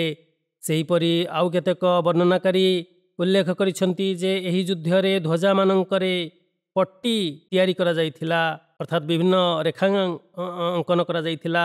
ଧ୍ୱଜାକୁ ରେଖାଙ୍କିତ କରାଯାଇଥିଲା, ତେଣୁ ତାହାକୁ ଜାତୁର ରିକା କୁହାଗଲା। କେତେକ ଲୋକମାନେ କହନ୍ତି ଯେ ଉପରୋକ୍ତ ସମସ୍ତ ପ୍ରସଙ୍ଗ ଏକତ୍ରିତ ହେବା ଯୋଗୁଁ ତାହାକୁ ଜାତୁର ରିକା ଅଭିଯାନ କୁହାଗଲା। ଏହି ଯୁଦ୍ଧର ଆଉ ଏକ ନାମ ଗଜୱାଏ ସଲାତୁଲ ଖୌଫ ମଧ୍ୟ ରହିଛି, କାରଣ ଏହି ଯୁଦ୍ଧରେ ସଲାତୁଲ ଖୌଫ ପାଠ କରାଯାଇଥିଲା। ତେବେ ଏହି ଯୁଦ୍ଧର ଇତିହାସ ସମ୍ପର୍କରେ ବିଭିନ୍ନ ଭିନ୍ନମତ ମଧ୍ୟ ରହିଛି। ଇତିହାସ ଓ ଜୀବନୀ ଲେଖାଳିମାନେ ଜାତୁର ରିକା ଯୁଦ୍ଧ 4 କିମ୍ବା 5 ହିଜରୀରେ ଘଟିଥିବାର ବର୍ଣ୍ଣନା କରିଛନ୍ତି। ସୁତରାଂ ଇବ୍ନେ ହିଶାମ ଇବ୍ନେ ଇସହାକଙ୍କ ଠାରୁ ବର୍ଣ୍ଣନା କରନ୍ତି ଜାତୁର ରିକାକୁ 4 ହିଜରୀରେ ବନୁ ନୁଜେରର 3 ମାସ ପରବର୍ତ୍ତୀ ଯୁଦ୍ଧ ବୋଲି ବିବେଚିତ କରାଯାଇଛି। କିନ୍ତୁ ଇବ୍ନେ ସାଦଙ୍କ ନିକଟରେ ଜାତୁରିକା ଯୁଦ୍ଧ 5 ହିଜରୀରେ ଘଟିଥିବାର ସେ ଦର୍ଶାଇଛନ୍ତି। ଅପରପକ୍ଷେ ଇମାମ ବୁଖାରୀ ଏକ ବଳିଷ୍ଠ ସାକ୍ଷ୍ୟ ଉପସ୍ଥାପନ କରିଛନ୍ତି ଏବଂ ଏହାକୁ 7 ହିଜରୀରେ ଘଟିଥିବାର ଦର୍ଶାଇଛନ୍ତି। ସେହି ସାକ୍ଷ୍ୟ ଗୁଡ଼ିକ ହେଲା, ଅର୍ଥାତ୍ ସେ ଯେଉଁ ପ୍ରମାଣ ଉପସ୍ଥାପନ କରିଛନ୍ତି ସେଗୁଡ଼ିକ ହେଲା, ହଜରତ ଅବୁ ମୁସା ଅଶରୀ ରଜିୟତାଲା ଅବୁ ମୁସା ଅଶରୀ ରଜିୟତାଲା ଏହି ଯୁଦ୍ଧରେ ସାମିଲ ଥିଲେ। ହଜରତ ଅବୁ ମୁସା ଅଶରୀ ରଜିୟତାଲା ଖୈବର ଯୁଦ୍ଧ ପରେ ମୁସଲମାନ ହୋଇଥିଲେ। ସେଠାରେ ଖୈବରଠାକୁ ଆସି ହଜରତ ଅବୁ ମୁସା ଅଶରୀ ରଜିୟତାଲା ସାମିଲ ହେବା 7 ହିଜରୀରେ ବିବେଚିତ କରାଯାଇଛି। ସିରତ ଖାତମୁନ୍ ନବୀନରେ ହଜରତ ମିର୍ଜା ବଶୀର ଅହମଦ ସାହେବ ନିଜର ଉକ୍ତି ବାଢ଼ିଛନ୍ତି ଏବଂ ଏହି ଯୁଦ୍ଧକୁ 7 ହିଜରୀରେ ଘଟିଥିବାର ବର୍ଣ୍ଣନା କରିଛନ୍ତି। ତେବେ ଏହି ଯୁଦ୍ଧର ଏକ କାରଣ ଏହା ମଧ୍ୟ ଉଲ୍ଲେଖ ରହିଛି ଯେ ନଜଦ ଅଞ୍ଚଳରେ କେତେକ ଲୋକମାନେ ବେଳେବେଳେ ଚୋରି ଡକାୟତି କରି ଯାତ୍ରୀମାନଙ୍କୁ ଲୁଣ୍ଠନ କରି ନେଉଥିଲେ। ଏହି ଲୋକମାନେ କୌଣସି ସ୍ଥାନରେ ଅବସ୍ଥାନ କରୁନଥିଲେ, ସେଥିପାଇଁ ଏମାନଙ୍କୁ କାବୁ କରିବା କଷ୍ଟକର ବେପାର ଥିଲା। ହୁଜୁର ସଲ୍ଲଲ୍ଲାହୁ ଆଲୈହି वसल्लमଙ୍କୁ ଯେତେବେଳେ ଏ ସଂକ୍ରାନ୍ତରେ ସୂଚନା ମିଳିଲା, ସେତେବେଳେ ହୁଜୁର ସଲ୍ଲଲ୍ଲାହୁ ଆଲୈହି वसल्लम ଏହି ନିଷ୍ପତ୍ତି ନେଇଥିଲେ, ଅର୍ଥାତ୍ ସେମାନଙ୍କ ବିରୁଦ୍ଧରେ କାର୍ଯ୍ୟାନୁଷ୍ଠାନ ଗ୍ରହଣ କରିଥିଲେ। ହୁଜୁର ମଦିନାରେ ହଜରତ ଅବୁ ଜର ଗଫାରୀଙ୍କୁ ନିଜ ସ୍ଥାନରେ ମୁତୟନ କରି ନିଜର ପ୍ରତିନିଧି କରି ଏହି ଅଭିଯାନରେ ବାହାରି ପଡ଼ିଥିଲେ। ଇବ୍ନେ ସାଦ ଓ ଇବ୍ନେ ହିଶାମ କୁହନ୍ତି, ହଜରତ ଉସ୍ମାନ ବିନ୍ ଆଫାନ ରଜିୟତାଲାଙ୍କୁ ହୁଜୁର ସଲ୍ଲଲ୍ଲାହୁ ଆଲୈହି वसल्लम ମଦିନାର ଶାସକ ଅର୍ଥାତ୍ ଅମୀର ଦାୟିତ୍ୱ ଦେଇ ହୁଜୁର ପ୍ରସ୍ଥାନ କରିଥିଲେ। ଏହା ଏଠାରେ ଭିନ୍ନମତ ଏଙ୍କର ରହିଛି। ସେ ଯାହା ହେଉ ହୁଜୁର ସଲ୍ଲଲ୍ଲାହୁ ଆଲୈହି वसल्लम ଯାତ୍ରା ପାଇଁ ପ୍ରସ୍ଥାନ କରିଥିଲେ, ଯାତ୍ରାରେ ବାହାରି ଯାଇଥିଲେ, ଏହି ଅଭିଯାନରେ ବାହାରି ଯାଇଥିଲେ। ଯୁଦ୍ଧର ପରିସ୍ଥିତି ଏବଂ ଘଟଣାବଳୀ ସଂକ୍ରାନ୍ତରେ ଏପରି ଚର୍ଚ୍ଚା ରହିଛି ଯେ ହୁଜୁର ସଲ୍ଲଲ୍ଲାହୁ ଆଲୈହି वसल्लम ମଦିନାରୁ 400 ଜଣ ବ୍ୟକ୍ତିଙ୍କ ସହିତ ସାହାବାଙ୍କ ସହିତ ବାହାରିଥିଲେ। ଆଉ କେତେକ ବର୍ଣ୍ଣନାରେ ଏହି ସଂଖ୍ୟା 700 କିମ୍ବା 800 ବୋଲି ବର୍ଣ୍ଣନା କରାଯାଇଛି। ତେବେ ହୁଜୁର ସଲ୍ଲଲ୍ଲାହୁ ଆଲୈହି वसल्लम ଯେତେବେଳେ ସୁକ୍ରାତ ଉପତ୍ୟକା ଠାରେ ପହଞ୍ଚିଲେ, ସୁକ୍ରାତ ଉପତ୍ୟକା ମଦିନା ଠାରୁ 2 ଦିନର ବ୍ୟବଧାନରେ ଅବସ୍ଥିତ। ସେହି ଉପତ୍ୟକା ଠାରେ ହୁଜୁର ସଲ୍ଲଲ୍ଲାହୁ ଆଲୈହି वसल्लम ଦିନେ କି 2 ଦିନ ଅବସ୍ଥାନ କରିଥିଲେ ଏବଂ ସେଠାରୁ ଏଣେ ତେଣେ ନିଜ ସୈନ୍ୟବାହିନୀକୁ ପ୍ରେରଣ କରିଥିଲେ। ଆଉ ସନ୍ଧ୍ୟା ହେବା ପୂର୍ବରୁ ସେମାନେ ହୁଜୁର ସଲ୍ଲଲ୍ଲାହୁ ଆଲୈହି वसल्लमଙ୍କ ନିକଟକୁ ଫେରିଆସିଥିଲେ। ହୁଜୁର ସଲ୍ଲଲ୍ଲାହୁ ଆଲୈହି वसल्लमଙ୍କୁ ଫେରିଆସି ଏହି ସୂଚନା ଦେଲେ ଯେ ଆଗକୁ ସେମାନଙ୍କୁ କୌଣସି ପାଦ ଚିହ୍ନ ମିଳିଲା ନାହିଁ। ଏତତ୍ପରେ ହୁଜୁର ସଲ୍ଲଲ୍ଲାହୁ ଆଲୈହି वसल्लम ସେମାନଙ୍କ ସହିତ ବାହାରିଲେ, ଆଗକୁ ଅଗ୍ରସର ହେଲେ, ଏପରିକି ହୁଜୁର ନଖଲ ସ୍ଥାନରେ ପହଞ୍ଚିଗଲେ। ନଖଲ ମଦିନା ଠାରୁ 62 ମାଇଲ ବ୍ୟବଧାନରେ ଅବସ୍ଥିତ। ଯେତେବେଳେ ଏମାନଙ୍କର ସମ୍ପ୍ରଦାୟ ଠିକଣା ପର୍ଯ୍ୟନ୍ତ ପହଞ୍ଚିଲା, ସେତେବେଳେ ସେଠାରେ ମହିଳାମାନଙ୍କ ବ୍ୟତୀତ ଅନ୍ୟ କେହି ନଥିଲେ। ମୁସଲମାନ ମାନେ ସେହି ମହିଳାମାନଙ୍କୁ ଗିରଫ କଲେ ନାହିଁ। ହଜରତ ଜାବିର ରଜିୟତାଲା ବର୍ଣ୍ଣନା କରନ୍ତି, ହୁଜୁର ସଲ୍ଲଲ୍ଲାହୁ ଆଲୈହି वसल्लम ନଖଲ ନାମକ ଏକ ସ୍ଥାନରୁ ଜାତୁର ରିକା ଅଭିମୁଖେ ବାହାରିଲେ। ସେଠାରେ ଗତଫାନ ସମ୍ପ୍ରଦାୟ ସହିତ ହୁଜୁର ସଲ୍ଲଲ୍ଲାହୁ ଆଲୈହି वसल्लमଙ୍କର ମୁହାଁମୁହିଁ ହୋଇଥିଲା, କିନ୍ତୁ କୌଣସି ଯୁଦ୍ଧ ହୋଇନଥିଲା। ଯଦିଚ ଯୁଦ୍ଧ ହେବାର ସମ୍ଭାବନା ଥିଲା, କିନ୍ତୁ ଶତ୍ରୁ ପକ୍ଷରୁ ଆକ୍ରମଣ ହେଲା ନାହିଁ, ଯାହାଫଳରେ ମୁସଲମାନ ମାନେ ମଧ୍ୟ ପାଲଟା ଆକ୍ରମଣ କଲେ ନାହିଁ। ଇତିମଧ୍ୟରେ ନମାଜ ସମୟ ହୋଇଗଲା। ହୁଜୁର ସଲ୍ଲଲ୍ଲାହୁ ଆଲୈହି वसल्लम ସଲାତୁଲ ଖୌଫ ପାଠ କରାଇଥିଲେ, ଅର୍ଥାତ୍ ଏପରି ନମାଜ ଯହିଁରେ ଲୋକମାନେ କିଛି ଲୋକ ସାମିଲ ହୋଇଥିଲେ ଆଉ କିଛି ଲୋକ ପହରା ଦେଇଥିଲେ। ଆଉ ଯେତେବେଳେ ପ୍ରଥମ ରେକାତ ସମାପ୍ତ ହୋଇଗଲା, ସେତେବେଳେ ନମାଜରେ ସାମିଲ ଥିବା ସାହାବାମାନେ ପଛକୁ ଚାଲିଗଲେ ଓ ଯେଉଁମାନେ ପ୍ରହରା ଦେଉଥିଲେ ସେମାନେ ଆସି ଦ୍ୱିତୀୟ ରେକାତରେ ହୁଜୁର ସଲ୍ଲଲ୍ଲାହୁ ଆଲୈହି वसल्लमଙ୍କ ସହିତ ସାମିଲ ହୋଇଗଲେ ଓ ନମାଜ ପାଠ କଲେ। ଏହାର ଚର୍ଚ୍ଚା ପବିତ୍ର କୁରାନର ସୁରେ ନିସାରେ ମଧ୍ୟ ବର୍ଣ୍ଣିତ ରହିଛି। ଏପରି ଭୟପ୍ରଦ ଅବସ୍ଥାରେ ଯେତେବେଳେ ଶତ୍ରୁର ସମ୍ମୁଖୀନ ହୋଇଥିଲା, ସେତେବେଳେ ହୁଜୁର ସଲ୍ଲଲ୍ଲାହୁ ଆଲୈହି वसल्लम ସାହାବାଙ୍କୁ ନମାଜ ପାଠ କରାଇଥିଲେ। ତାହାକୁ ସଲାତୁଲ ଖୌଫ କୁହାଯାଏ। ବାହକି ହଜରତ ଜାବିର ରଜିୟତାଲାଙ୍କ ଠାରୁ ବର୍ଣ୍ଣନା କରନ୍ତି, ହୁଜୁର ସଲ୍ଲଲ୍ଲାହୁ ଆଲୈହି वसल्लम ଜୋହର ନମାଜ ପାଠ କରାଇଲେ। ଅବିଶ୍ୱାସକାରୀମାନେ ମୁସଲମାନମାନଙ୍କ ଉପରେ ଆକ୍ରମଣ କରିବା ନିମନ୍ତେ ଇଚ୍ଛା ବ୍ୟକ୍ତ କଲେ ଏବଂ କହିବାକୁ ଲାଗିଲେ ଯେ ହୁଜୁର ସଲ୍ଲଲ୍ଲାହୁ ଆଲୈହି वसल्लम ସେମାନଙ୍କୁ ଛାଡ଼ି ଦିଅନ୍ତୁ। ଏତତ୍ପରେ ଏକ ନମାଜ ରହିଛି ଯାହା ସେମାନଙ୍କୁ ନିଜର ପୁତ୍ରମାନଙ୍କ ଅପେକ୍ଷା ଅଧିକ ପ୍ରିୟ ଥିଲା। ଜିବ୍ରାଇଲ ଆଲୈହିସ୍ସଲାମ ହୁଜୁର ସଲ୍ଲଲ୍ଲାହୁ ଆଲୈହି वसल्लमଙ୍କ ନିକଟକୁ ଆସିଲେ ଓ ଶତ୍ରୁର ଯୋଜନା ସମ୍ପର୍କରେ ସୂଚିତ କଲେ। ସେ ଯାହା ହେଉ, ଏହା ସବଲୁଲ ହୁଦାରେ ତାଙ୍କର ବର୍ଣ୍ଣନା ରହିଛି ଶତ୍ରୁମାନଙ୍କର ଯୋଜନା ସମ୍ପର୍କରେ। ଇବ୍ନେ ସାଦ ବର୍ଣ୍ଣନା କରନ୍ତି ଯେ ଏହା ପ୍ରଥମ ସଲାତୁଲ ଖୌଫ ଥିଲା ଯାହା ହୁଜୁର ସଲ୍ଲଲ୍ଲାହୁ ଆଲୈହି वसल्लम ପାଠ କରାଇଥିଲେ। ବୁଖାରୀର ବ୍ୟାଖ୍ୟାରେ ଆଲ୍ଲାମା ବଦରୁଦ୍ଦିନ ଐନି ଉଲ୍ଲେଖ କରିଛନ୍ତି ଯେ ନମାଜେ ଖୌଫ ସଂକ୍ରାନ୍ତରେ ମତ ପାର୍ଥକ୍ୟ ରହିଛି। ପ୍ରଥମ ଥର କେଉଁ ବର୍ଷରେ ଏଥି ସଂକ୍ରାନ୍ତରେ କୁରାନୀୟ ଆଦେଶ ଅବତୀର୍ଣ୍ଣ ହେଲା? ସମସ୍ତ ବିଦ୍ୱାନମାନଙ୍କର କହିବା କଥା କି ପ୍ରଥମ ଥର ଜାତୁ ରିକା ଯୁଦ୍ଧରେ ଏହି ନମାଜ ପାଠ କରାଯାଇଥିଲା। ହେଲେ କେଉଁ ବର୍ଷ ଏହି ଆଦେଶାବଳୀ ଅବତୀର୍ଣ୍ଣ ହେଲା ଏଥି ସଂକ୍ରାନ୍ତରେ ବିଦ୍ୱାନମାନଙ୍କର ମତ ପାର୍ଥକ୍ୟ ରହିଛି। ସେହିପରି ଆଉ କେହି ଏହାକୁ 7 ହିଜରୀରେ ଘଟିଥିବାର ଅର୍ଥାତ୍ ସଲାତୁଲ୍ ଖୌଫ୍ ପାଠ କରାଯାଇଥିବାର ବର୍ଣ୍ଣନା କରିଛନ୍ତି। ତ କେହି ଯେପରିକି ବଦ୍ରୁଲ୍ ମঈଦ୍ ଠାରୁ ପୂର୍ବେ ପ୍ରଥମ ଥର ପାଠ କରାଯାଇଥିଲା ଏହା ଅର୍ଥାତ୍ ନମାଜେ ଖୌଫ୍, ଏହା ସୱାଲ ମାସ 4 ହିଜରୀରେ ପାଠ କରାଯାଇଥିବାର ବର୍ଣ୍ଣନା ରହିଛି, ଉଲ୍ଲେଖ ରହିଛି। ସଲାତୁଲ୍ ଖୌଫ୍ ଅର୍ଥାତ୍ ଆତଙ୍କିତ ଅବସ୍ଥାରେ ନମାଜ ପାଠ କରିବା। ତେବେ ଏଥି ସଂକ୍ରାନ୍ତରେ ଭିନ୍ନମତ ରହିଛି ଯେ ଏହା କେବେ ପାଠ କରାଯାଇଥିଲା। ତେବେ 15 ଦିନର ଏହି ଅଭିଯାନ ପରେ ନବୀ ଶ୍ରେଷ୍ଠ ହଜରତ ମୁହମ୍ମଦ ମୁସ୍ତଫା ସଲ୍ଲଲ୍ଲାହୁ ଆଲୈହି वसल्लम ମଦିନା ଫେରି ଆସିଥିଲେ। ଇତ୍ୟା ଅବସରରେ ଜଣେ ସାହାବୀଙ୍କ ଉପରେ ଆକ୍ରମଣ ହୋଇଥିବାର ଘଟଣା ମଧ୍ୟ ବର୍ଣ୍ଣିତ ରହିଛି। ହୁଜୁର ସଲ୍ଲଲ୍ଲାହୁ ଆଲୈହି वसल्लम ଏକଦା ଏକ ସ୍ଥାନରେ ରାତ୍ରଯାପନ କରିବା ନିମନ୍ତେ ଅବସ୍ଥାନ କଲେ। ସାହାବାମାନଙ୍କୁ କହିଲେ, କିଏ ଆଜି ରାତିରେ ମୋ ପାଇଁ ପ୍ରହରା ଦେବ? ପ୍ରତି ଉତ୍ତରରେ ହଜରତ ବାଦା ବିନ୍ ବିଶର୍ ରଜିୟଲ୍ଲାହୁ, ହଜରତ ଆମ୍ମାର ବିନ୍ ୟାସିର୍ ରଜିୟଲ୍ଲାହୁ ଛିଡ଼ା ହେଲେ ଏବଂ କହିଲେ, ଆମେମାନେ ଆପଣଙ୍କ ପାଇଁ ପ୍ରହରା ଦେବୁ। ଅତଏବ ସେମାନେ ଘାଟିର ଶୀର୍ଷ ସ୍ଥାନରେ ଯାଇ ବସିଲେ, ପ୍ରହରା ଦେଲେ। ହଜରତ ବାଦା ବିନ୍ ବିଶର୍ ରଜିୟଲ୍ଲାହୁ ହଜରତ ଆମ୍ମାର ବିନ୍ ୟାସିର୍ ରଜିୟଲ୍ଲାହୁଙ୍କୁ କହିଲେ, ହେ ୟାସିର୍, ପ୍ରାରମ୍ଭିକ ରାତ୍ରରେ ମୁଁ ପ୍ରହରା ଦେଇଦେବି ଓ ତା ପରବର୍ତ୍ତୀ ପ୍ରହରୀରେ ତୁମେ ପ୍ରହରା ଦେବ, ଯଦ୍ୱାରା ମୁଁ ଟିକେ ଶୋଇପଡ଼ିବି ଓ ତୁମେ ମଧ୍ୟ କିଛି କ୍ଷଣ ଶୋଇବାକୁ ସମୟ ପାଇଯିବ। ସୁତରାଂ ହଜରତ ଆମ୍ମାର ବିନ୍ ୟାସିର୍ ରଜିୟଲ୍ଲାହୁ ତ ଶୋଇପଡ଼ିଲେ, କିନ୍ତୁ ହଜରତ ବାଦା ବିନ୍ ବିଶର୍ ଛିଡ଼ା ହୋଇ ନମାଜ ପାଠ କରିବାକୁ ଲାଗିଲେ। ସେ ଯାହା ହେଉ, ଏହା ବର୍ଣ୍ଣିତ ରହିଛି ଯେ ଯେତେବେଳେ ନମାଜ ପାଠ କରୁଥିଲେ ସେତେବେଳେ ଶତ୍ରୁପକ୍ଷର ଜଣେ ବ୍ୟକ୍ତି ହଜରତ ବାଦା ବିନ୍ ବିଶର୍ ରଜିୟଲ୍ଲାହୁଙ୍କୁ ଦେଖିନେଲା ଓ ପର୍ବତର ସେହି ଫାଙ୍କ ସ୍ଥାନରେ ହଜରତ ବାଦା ବିନ୍ ବିଶର୍ ରଜିୟଲ୍ଲାହୁଙ୍କ ଛାଇ ଦେଖି, ନମାଜ ପାଠ କରୁଥିବାର ତାଙ୍କର ଛାଇ ଦେଖି ସେ ସାମାନ୍ୟ ଯାହାକି ହଲଚଲ ହେଉଥିଲା, ସେ ଭାବିଲା ଯେ ଏହି ନମାଜ ପାଠକାରୀ ବ୍ୟକ୍ତି ହେଉଛି ମୁସଲମାନ। ଏହା ହିଁ ସେହି ଶତ୍ରୁ ସେ ଭାବିଥିଲା। ତେଣୁ ସେ ତୀର ଚାଳନା କଲା। ହଜରତ ବାଦା ବିନ୍ ବିଶର୍ ରଜିୟଲ୍ଲାହୁଙ୍କ ଶରୀରରେ ଏହି ତୀର ଆସି ବାଜିଥିଲା। ହଜରତ ବାଦା ବିନ୍ ବିଶର୍ ନମାଜ ପାଠ କରୁଥିବା ଅବସ୍ଥାରେ ହିଁ ନମାଜ ପାଠ କରିବାରେ ହିଁ ନିମଗ୍ନ ଥିଲେ।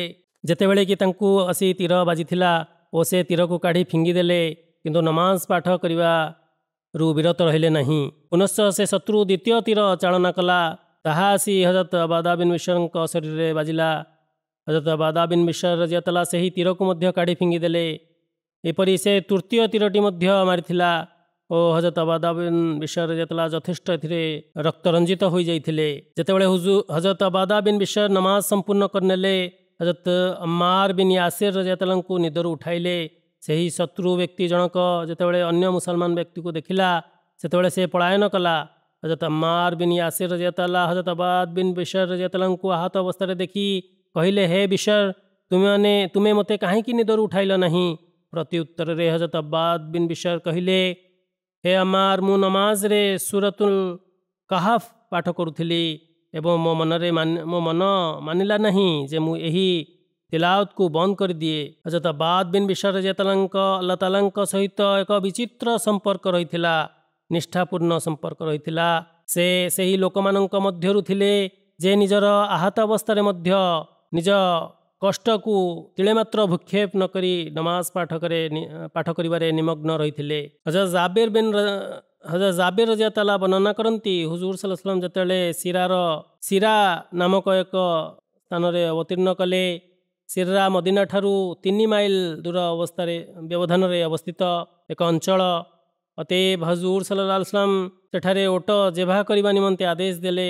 ସେଠାରେ ଦିନ ତମାମ ହୁଜୁର ସଲ୍ଲଲ୍ଲାହୁ ଆଲୈହି वसल्लम ଅବସ୍ଥାନ କଲେ। ମୁସଲମାନମାନେ ମଧ୍ୟ ହୁଜୁର ସଲ୍ଲଲ୍ଲାହୁଙ୍କ ସହିତ ଥିଲେ। ଏହି ବର୍ଣ୍ଣନା କ୍ରମରେ ଅନେକ ଚମତ୍କାରପୂର୍ଣ୍ଣ ଘଟଣାର ମଧ୍ୟ ବର୍ଣ୍ଣନା ଉଲ୍ଲେଖ ରହିଛି। ହୁଜୁର ସଲ୍ଲଲ୍ଲାହୁଙ୍କ ଉପରେ ଜଣେ ଶତ୍ରୁ ଖଣ୍ଡା ଉତ୍ତୋଳନ କରିବାର ଘଟଣା ମଧ୍ୟ ବର୍ଣ୍ଣନା ରହିଛି ଯେ ଯେତେବେଳେ ହୁଜୁର ସଲ୍ଲଲ୍ଲାହୁ ଆଲୈହି वसल्लम ନଜଦ ଅଭିମୁଖେ ବାହାରିଥିଲେ, ଲୋକମାନେ ଦ୍ୱିପହର ସମୟରେ ଏକ କଣ୍ଟାକିଆ ଉପତ୍ୟକା ଅଞ୍ଚଳ ମଧ୍ୟ ଦେଇ ଗତି କଲେ। ହୁଜୁର ସଲ୍ଲଲ୍ଲାହୁ ଆଲୈହି वसल्लम ସେଠାରେ ଶିବିର ଲଗାଇବା ପାଇଁ ଆଦେଶ ଦେଲେ। ଲୋକମାନେ ବୃକ୍ଷର ଛାଇ ତଳେ ବିଶ୍ରାମ କଲେ। हुजूर सल्लल्लाहु अलैहि वसल्लम मध्य एक आकाशी गछ तले विश्राम नेले निजर खंडाकू वृक्ष उपरे ओहलाई देले। जाबिर रजियल्लाहु कहती आमे माने किछि समय विश्राम नेलु पुनश्च देखिलु जे हुजूर सल्लल्लाहु अलैहि वसल्लम आमनकु डाकुछंती। आमे हुजूर सल्लल्लाहु अलैहि वसल्लम निकटरे उपस्थित हेलु। कौन देखिलु जे सेठारे जणे निपट मफसल व्यक्ति बसिछि। हुजूर सल्लल्लाहु अलैहि वसल्लम कहिले हे साहबा माने मु जेतेबेले निदरे शोइथिली सेतेबेले एही लोकटी मो उपरे खंडा धरी छिड़ा होइथिला। आ मु जेतेबेले निदरु उठिली सेतेबेले से मते कहिला हे मोहम्मद तुमको मोठारु किए बंचाइब। मु ताकु उत्तर देली अल्लाह।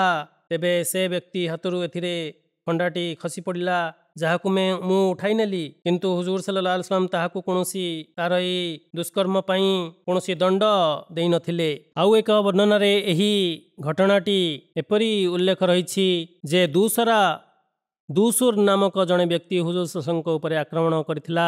केतेक विद्वान माने एही दुई घटना को गोटिए घटना बोली वर्णना करिसंती। तो आउ केतेक निकटरे यह दुईटी भिन्न भिन्न घटना। तेबे दूसर आक्रमण घटना 2 हिजरी जी अमर युद्ध किंबा बनु गतफान युद्धरू प्रत्यावर्तन करिवार उल्लेख रहिछि। जेतेबेले जणे अविश्वासकारी हुजूर सल्लल्लाहु अलैहि वसल्लम को गोटिए स्थान रे निछाटिया देखिले एकुटिया देखिले सेतेबेले देखिला सेतेबेले से निजर अधिपति दूसर निकट को आसिला। एही व्यक्ति जनक सेही समस्त घटना संक्रांत रे ताहाकू अवगत कराइला। अविश्वासकारी माने से व्यक्ति को कहिले हे दूसर वर्तमान एकुटिया अछंती शयन अवस्था अछंती। वर्तमान तुमर कर्तव्य जे तुमे तांको उपरे आक्रमण करी तांकर काम तमाम कर दियो। से जहा हो एक कथा कही दूसर खड्ग उठाई हुजूर सल्लल्लाहु अलैहि वसल्लम पाखकू बाहरिला एवं हुजूर सल्लल्लाहु अलैहि वसल्लम मुंड उपरे पहुंची तांको संबोधित करी कहिला हे मोहम्मद वर्तमान मो कबलरू तुमको किए रक्षा करिब। हुजूर सल्लल्लाहु अलैहि वसल्लम अत्यंत तृप्त ओ संतोष कंठरे कहिले मो अल्लाह ताला मते रक्षा करिवे। एक कथा सुनी से भूमि रे पड़ीगला और ता हाथरू खंडाटी खसी पड़िला। हुजूर सल्लल्लाहु अलैहि वसल्लम खंडाटी को धरी नेले एवं कहिले वर्तमान तुमको मो कबलरू किए उद्धार करिब। प्रति उत्तर रे से कहिला केही भी नुहे आपणक व्यतीत मते केही रक्षा करि परिबे नाही। मु साक्ष्य देउछि जे अल्लाहक व्यतीत केही उपास्य नाहंती एवं मोहम्मद सल्लल्लाहु अलैहि वसल्लम अल्लाहक वार्तावह। भविष्यत रे मु केबे आपणक विरुद्ध रे लोकमानंकु एकत्रित करिबि नाही। अतएव से एही अंगीकार कला। एथिरे हुजूर सल्लल्लाहु अलैहि वसल्लम दयापूर्वक ताहाकू छाड़ी देले एवं कहिले अना आहक्कु बिजालिका मिनका अर्थात मु तुम्भ अपेक्षा एही कथार सबुठु बेसी अधिकारी। मु उपकार करिबि। दूसर निज जाति आड़कू फेरीगला किंतु तार अवस्था परिवर्तन हो जाइथिला। से निज जाति को तबलीग कला। दूसर समस्त घटनार वृत्तांत कला और कहिला जे से किपरि पड़ी जाइथिला। से कहिला जे मु सेठारे एक उच्चता संपन्न व्यक्ति को देखिली। मु जेतेबेले सेठारे खड्ग धरी छिड़ा होइथिली सेतेबेले मु देखिली जे जणे उच्च व्यक्ति मो पाखकू आसिला एवं मते धक्का देला। सेतेबेले मु पिठी भरा देई तळकू पड़ीगली। से अन्य केही नहीं हुए बरं जणे देवदूत। तेणुकरी मु यही साक्ष्य देली जे अल्लाहक व्यतीत अन्य केही उपास्य नाहंती एवं मोहम्मद तांकर वार्तावह। यापरे मु यह मध्य स्वीकार करथिली जे हुजूर सल्लल्लाहु अलैहि वसल्लम विपक्ष रे आसंतारे कौनसी प्रकार विरोध प्रदर्शन करिबि नहीं। कौनसी विरोधात्मक गतिविधि चलाइबि नहीं कि सेथिरे सामिल हेबि नहीं। एठारे एक पक्षीर घटना मध्य उल्लेख रही जार व्याख्या एपरी उल्लेख रही जे एही अभियान रे साहाबानक मध्यरु जणे साहाबी हुजूर सल्लल्लाहु अलैहि वसल्लम निकट को एक पक्षी छुआ धरी आनिले। हुजूर सल्लल्लाहु अलैहि वसल्लम ताहाकू देखुथिले जे सेही क्षणी पक्षी छुआर माता किंबा पिता मध्यरु केही आसी हुजूर सल्लल्लाहु अलैहि वसल्लम सम्मुखरे खसी पड़िला बा सेही साहाबींक सम्मुखरे खसी पड़िला। एही दृश्य देखि सभिए आश्चर्यचकित हेले। एथिरे हुजूर सल्लल्लाहु अलैहि वसल्लम कहिले तुमे एही पक्षी को देखि आचंबित हेउछ। असल रे तुमे ताहार छुआ को धरी नहीं थिबा जोगु से ताहार छुआ को रक्षा करिवा सकाशे एपरी भावरे निजको आत्मसमर्पण करि देइछि तुम समक्षरे। अल्लाहक राण तुम पालनकर्ता एही पक्षीर निज छुआ को रक्षा करिवा ठारु मध्य अधिक तुम प्रति अनुकंपा अनुग्रह प्रदानकारी। एहीपरि एही युद्धरे जणे पागल शिशु को चमत्कार भाव में स्वास्थ्य लाभ होगा संक्रांत मध्य घटना वर्णित रही ଜଣେ ପଲ୍ଲୀବାସୀ ମହିଳା ନବୀ ଶ୍ରେଷ୍ଠ ହଜରତ ମହମ୍ମଦ ମୁସ୍ତଫା ସଲ୍ଲଲ୍ଲାହୁ ଆଲାଇହି वसल्लमଙ୍କ ସେବାରେ ଉପସ୍ଥିତ ହେଲେ ଏବଂ କହିଲେ, ଏ ମୋର ପୁତ୍ର, କିନ୍ତୁ ତାହାକୁ ପାଗଳାମୀର ବାତ ମାରୁଛି। ବସ୍ତୁତଃ ହୁଜୁର ସଲ୍ଲଲ୍ଲାହୁ ଆଲାଇହି वसल्लम ନିଜ ପବିତ୍ର ଛେପ ଲାଳ ତା ମୁଖରେ ଲଗାଇଲେ ଏବଂ 3 ଥର କହିଲେ, ହେ ଅଲ୍ଲାହର ଶତ୍ରୁ, ଆଠାରୁ ଦୂରେଇ ଯା, ମୁଁ ଅଲ୍ଲାହଙ୍କର ଦେବଦୂତ, ମୁଁ ଅଲ୍ଲାହଙ୍କ ଅବତାର। ପୁନଶ୍ଚ ଆଦେଶ ଦେଲେ ଯେ ଏବେ ଏହି ଛୁଆକୁ ନେଇଯାଅ, ଆସନ୍ତାରେ ଏହାକୁ ଆଉ କଦାପି ପାଗଳାମୀର ବାତ ମାରିବ ନାହିଁ। ହଜରତ ଜାବିର ରଜିୟଲ୍ଲାହୁ ବର୍ଣ୍ଣନା କରନ୍ତି, ଏହି ଯୁଦ୍ଧ ଅବସରରେ ଆଲ୍ଲାମା ବିନ୍ ଜୈଦ ହାରିସ୍ ହୁଜୁର ସଲ୍ଲଲ୍ଲାହୁ ସେବାରେ 3ଟି ଅଣ୍ଡା ଉପସ୍ଥାପନ କରିଥିଲେ, ଉପହାର ସ୍ୱରୂପ ୟା ଭେଟି ସ୍ୱରୂପ ପ୍ରଦାନ କରିଥିଲେ। ଏଥିରେ ହୁଜୁର ସଲ୍ଲଲ୍ଲାହୁ ଆଲାଇହି वसल्लम କହିଲେ, ହେ ଜାବିର, ଏହି ଅଣ୍ଡାକୁ ନେଇଯାଅ ଏବଂ ଏହାର ବ୍ୟଞ୍ଜନ ପ୍ରସ୍ତୁତ କର। ଜାବିର କୁହନ୍ତି, ମୁଁ ସେହି ଅଣ୍ଡାକୁ ନେଇ ବ୍ୟଞ୍ଜନ ପ୍ରସ୍ତୁତ କଲି। ତାପରେ ରୁଟିର ସନ୍ଧାନ କଲି, କିନ୍ତୁ କୌଣସି ସ୍ଥଳେ ମୋତେ ରୁଟି ମିଳିଲା ନାହିଁ। ସେଥିଅନ୍ତେ ହୁଜୁର ସଲ୍ଲଲ୍ଲାହୁ ଆଲାଇହି वसल्लम ଓ ସାହାବାମାନେ ବିନା ରୁଟିରେ ଅଣ୍ଡା ସେବନ କରିବାକୁ ଲାଗିଲେ। ଏପରିକି ସେମାନେ ସମସ୍ତେ ଖାଇ ତୃପ୍ତ ହୋଇଗଲେ, କିନ୍ତୁ ପାତ୍ରରେ ସେହି ଅଣ୍ଡା ସେହିପରି ବାକି ରହିଥିଲା। ତହୁଁ ପରେ ଆହୁରି ଅନେକ ସାହାବା ଚାଲି ଆସିଲେ, ସେମାନେ ମଧ୍ୟ ସେଥିରୁ ସେବନ କଲେ। ତାପରେ ଆମେମାନେ ଆଗକୁ ପ୍ରସ୍ଥାନ କଲୁ। ଏହି ଯାତ୍ରା ସମୟରେ ଗୋଟିଏ ଓଟ ହୁଜୁର ସଲ୍ଲଲ୍ଲାହୁ ନିକଟକୁ ତୀବ୍ର ବେଗରେ ଆସି ପଡ଼ିଯାଇଥିଲା ଏବଂ ସେ ବିକଳ ହୋଇ ଅଳି କରିବା ଆରମ୍ଭ କରିଥିଲା, ଯେପରିକି ପଶୁମାନେ ସ୍ୱର ଉଚ୍ଚାରଣ କରିଥାନ୍ତି, ବୋବାଇଥାନ୍ତି, ଯେପରିକି ସେ ହୁଜୁର ସଲ୍ଲଲ୍ଲାହୁ ଅଭିଯୋଗ କରୁଛି। ନବୀ ଶ୍ରେଷ୍ଠ ହଜରତ ମହମ୍ମଦ ମୁସ୍ତଫା ସଲ୍ଲଲ୍ଲାହୁ ଆଲାଇହି वसल्लम କହିଲେ, ତୁମେମାନେ ଅର୍ଥାତ୍ ସାହାବାମାନଙ୍କୁ ସମ୍ବୋଧିତ କରି କହିଲେ, ତୁମେମାନେ ଜାଣ ଏ ମୋତେ କ'ଣ କହୁଛି? ଏ ନିଜ ମାଲିକର ମୋ ନିକଟରେ ଅଭିଯୋଗ କରୁଛି। ତାହାର ମାଲିକ ଅନେକ ବର୍ଷ ହେଲା ତାଠାରୁ କାମ ନେଇ ଚାଲିଥିଲା, ଆଉ ଏବେ ତାହାକୁ ଜେଭା କରିବାକୁ ମନସ୍ଥ କରିଛି। ସେଥିଅନ୍ତେ ହୁଜୁର ସଲ୍ଲଲ୍ଲାହୁ ଆଲାଇହି वसल्लम ସେହି ଓଟକୁ ତାହାର ମାଲିକଠାରୁ ଖରିଦ କରିବା ପାଇଁ ତାକୁ ଡକାଇଲେ ଏବଂ ତାହାକୁ ଅର୍ଥାତ୍ ଓଟକୁ ଖରିଦ କରି ତାହାକୁ ଜଙ୍ଗଲରେ ଛାଡ଼ିଦେଲେ ଚରିବା ପାଇଁ। ଏହିପରି ଆଉ ଏକ ଘଟଣା ମଧ୍ୟ ବର୍ଣ୍ଣିତ ରହିଛି। ହଜରତ ଜାବିର ରଜିୟଲ୍ଲାହୁଙ୍କର ଏହି ଅଭିଯାନରେ ଓଟ ହଜି ଯାଇଥିଲା। ସେ ବର୍ଣ୍ଣନା କରନ୍ତି, ମୋର ଓଟ ଏକଦା ଅନ୍ଧାର ରାତ୍ରିରେ ହଜିଗଲା। ମୁଁ ତାହାକୁ ଅନ୍ୱେଷଣ କରି ହୁଜୁର ସଲ୍ଲଲ୍ଲାହୁଙ୍କ ନିକଟରୁ ଅତିକ୍ରମ କଲି। ହୁଜୁର ସଲ୍ଲଲ୍ଲାହୁ ପଚାରିବାରୁ ମୁଁ କହିଲି, ମୋର ଓଟଟି ହଜିଯାଇଛି, ତେଣୁ ମୁଁ ତାହାକୁ ଖୋଜୁଛି। ଏଥିରେ ହୁଜୁର ସଲ୍ଲଲ୍ଲାହୁ ଆଲାଇହି वसल्लम କହିଲେ, ତୁମେ ଅମକ ସ୍ଥାନକୁ ଚାଲିଯାଅ, ସେଠାରେ ତୁମକୁ ତୁମର ଓଟ ମିଳିଯିବ, ଆଉ ସେଠାରୁ ତୁମେ ତାହାକୁ ଧରି ଆସିବ। ଜାବିର କୁହନ୍ତି, ମୁଁ ସେହି ସ୍ଥାନକୁ ଚାଲିଗଲି, କିନ୍ତୁ ମୋତେ ସେଠାରେ କୌଣସି ଓଟ ମିଳିଲା ନାହିଁ। ଅତଏବ ମୁଁ ହୁଜୁର ସଲ୍ଲଲ୍ଲାହୁଙ୍କ ସେବାରେ ଉପସ୍ଥିତ ହେଲି ଏବଂ ହୁଜୁରଙ୍କୁ ଏଥି ସଂକ୍ରାନ୍ତରେ ସୂଚିତ କଲି। ହୁଜୁର ମୋତେ ପୁନଃ ନିର୍ଦ୍ଦେଶ ଦେଲେ କି ସେଠାକୁ ଯାଅ, ସେହିଠାରେ ହିଁ ତୁମ ଓଟ ଅଛି।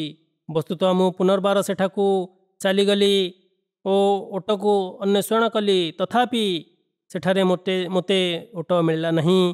ଏଥିରେ ଯେତେବେଳେ ମୁଁ ହୁଜୁର ସଲ୍ଲଲ୍ଲାହୁଙ୍କୁ ଏହାର ସୂଚନା ଦେଲି, ହୁଜୁର ଦୟାପୂର୍ବକ ମୋ ସହିତ ସେହି ସ୍ଥାନକୁ ଯିବା ପାଇଁ ବାହାରି ପଡ଼ିଲେ। ଏପରିକି ଓଟ ଥିବା ସ୍ଥାନରେ ପହଞ୍ଚିଗଲେ ଆଉ ହୁଜୁର ମୋତେ ମୋ ଓଟଟିକୁ ଧରାଇ ଦେଲେ। ଏପରି ଏହି ଅଭିଯାନରେ ଅନେକ ଚମତ୍କାରପୂର୍ଣ୍ଣ ଘଟଣା ଘଟିଥିବାର ବର୍ଣ୍ଣନା କରାଯାଇଛି। ସେହିପରି ଆଉ ଏକ ଘଟଣା ମଧ୍ୟ ଉଲ୍ଲେଖ ରହିଛି, ଯେ ଏକ ଆଳସ୍ୟ ଓଟର ଘଟଣା। ସେହି ଯୁଦ୍ଧ ସଂକ୍ରାନ୍ତରେ ହଜରତ ଜାବିର ରଜିୟଲ୍ଲାହୁ ବର୍ଣ୍ଣନା କରନ୍ତି, ମୁଁ ନବୀ କରୀମ ସଲ୍ଲଲ୍ଲାହୁ ଆଲାଇହି वसल्लमଙ୍କ ସହିତ ଥିଲି। ମୋର ଓଟଟି ଅଳସୁଆ ହୋଇଯାଇଥିଲା, କ୍ଳାନ୍ତ ହୋଇଯାଇଥିଲା, ଯାହାଫଳରେ ମୁଁ ପଛେଇ ଯାଉଥିଲି ଓ ସାହାବାମାନେ ମୋ ଠାରୁ ଆଗକୁ ଚାଲି ଯାଉଥିଲେ। ହୁଜୁର ସଲ୍ଲଲ୍ଲାହୁ ଆଲାଇହି वसल्लम ମୋତେ ଦେଖି ନିଜ ବାହନରୁ ତଳକୁ ଓହ୍ଲାଇଲେ ଏବଂ କହିଲେ, ହେ ଜାବିର, କ'ଣ ତୁମ ନିକଟରେ କିଛି ଜଳ ଅଛି? ମୁଁ କହିଲି, ଆଜ୍ଞା, ମୋ ପାଖରେ ଜଳ ଅଛି। ଏହାପରେ ମୁଁ ଏକ ଜଳପାତ୍ର ହୁଜୁର ସଲ୍ଲଲ୍ଲାହୁଙ୍କୁ ପ୍ରଦାନ କଲି। ହୁଜୁର ସେଥିରେ ଫୁଙ୍କ ମାରିଲେ ଏବଂ ଓଟର ମୁଣ୍ଡ, ପିଠି ଓ ଅଣ୍ଟା ଉପରେ ସେହି ଜଳକୁ ଛିଞ୍ଚି ଦେଲେ। ସେଥିଅନ୍ତେ ହୁଜୁର ସଲ୍ଲଲ୍ଲାହୁ ଆଲାଇହି वसल्लम ଏକ ବାଡ଼ି ନେଇ ତାହାକୁ କିଛି ମାଡ଼ ମାରିଲେ, ଯଦ୍ୱାରା ସେହି ଓଟଟି ଯାତ୍ରା କରିବାରେ ତୀବ୍ରତର ହୋଇଗଲା। ଆଉ ମୁଁ ଅବଲୋକନ କଲି ଯେ ସେ ଏତେ ଦ୍ରୁତଗାମୀ ହୋଇଗଲା ଯେ ହୁଜୁର ସଲ୍ଲଲ୍ଲାହୁଙ୍କ ଠାରୁ ମଧ୍ୟ ଆଗକୁ ବାହାରି ଯିବାକୁ ଚେଷ୍ଟା କରୁଥିଲା ଏବଂ ମୁଁ ତାହାକୁ ଅଟକାଇବାକୁ ଲାଗିଲି। ମୁଁ ହୁଜୁର ସଲ୍ଲଲ୍ଲାହୁଙ୍କ ସହିତ ଚାଲିବାକୁ ଚାହୁଁଥିଲି। ହୁଜୁର ସଲ୍ଲଲ୍ଲାହୁ ଆଲାଇହି वसल्लम ମୋ ସହିତ କଥାବାର୍ତ୍ତା କରିବାକୁ ଲାଗିଲେ ଏବଂ ମୋତେ ପଚାରିଲେ, ହେ ଜାବେର, କ'ଣ ତୁମେ ବିବାହ କରିଛ? ମୁଁ ଉତ୍ତର ଦେଲି, ହେ ଆଲ୍ଲାହଙ୍କ ବାର୍ତ୍ତାବହ, ହଁ ମୁଁ ବିବାହ କରିନେଇଛି। ହୁଜୁର ପୁନଶ୍ଚ ପଚାରିଲେ, ହେ ଜାବେର, ତୁମେ କୁଆଁରୀ କନ୍ୟା ସହିତ ବିବାହ କରିଛ ନା ବିଧବା ସହିତ? ମୁଁ ଉତ୍ତର ଦେଲି, ହୁଜୁର, ମୁଁ ଜଣେ ବିଧବାକୁ ବିବାହ କରିଛି।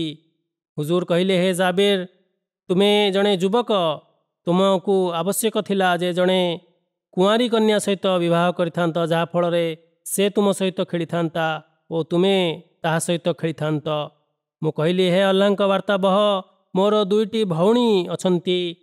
ମୁଁ ମନେ କଲି ଯେ ଏପରି ମହିଳାକୁ ବିବାହ କରେ ଯେ କି ମୋ ଭଉଣୀମାନଙ୍କର ଯତ୍ନ ନେବ, ତାଙ୍କର ଲାଳନ ପାଳନ କରିବ।